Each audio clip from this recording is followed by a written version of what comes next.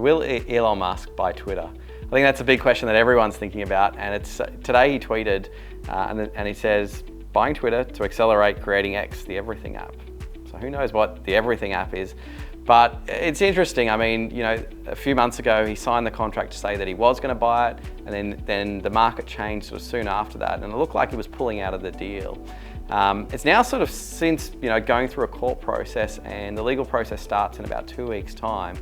And I think now he's sort of starting to realize, well, there's a risk here that he's probably going to get forced into buying Twitter in any event. And what's going to happen between now and then is there's going to be a whole heap of information that he's going to have to disclose to the courts, and, you know, will become publicly available. And it's highly likely that he doesn't want all that information out there.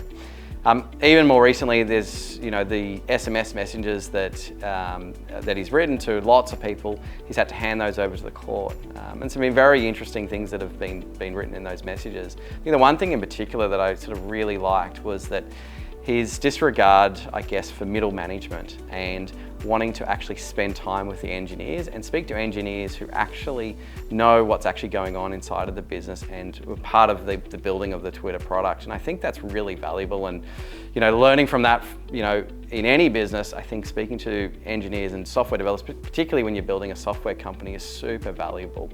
And I think Elon really gets that in what he's building there.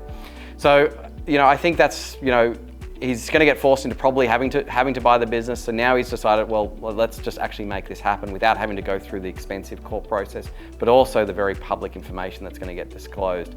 And so I think over the next 2 weeks, we're probably going to see that he is going to be buying Twitter. And I think he's buying Twitter for a number of different reasons. One, I think he's got some motivation around making Twitter better. I think getting rid of the bots, which I think is going to be a great thing for Twitter, and making sure that, you know, the people who are tweeting are actually real people. I think that's going to add huge value to the overall community of Twitter. But also when you look at his businesses and what he's been able to build with SpaceX and Tesla and others, he's relied very heavily on Twitter as a marketing engine and building his followers.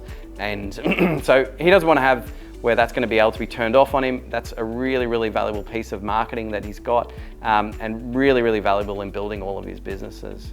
When you go through and look at his P&L on, you know, the likes of Tesla, they spend very small amounts of money on marketing, and they've been able to grow that business, you know, really by building sort of word of mouth. But, you know, Twitter's been a really good way of being able to communicate with, you know, people that love the company.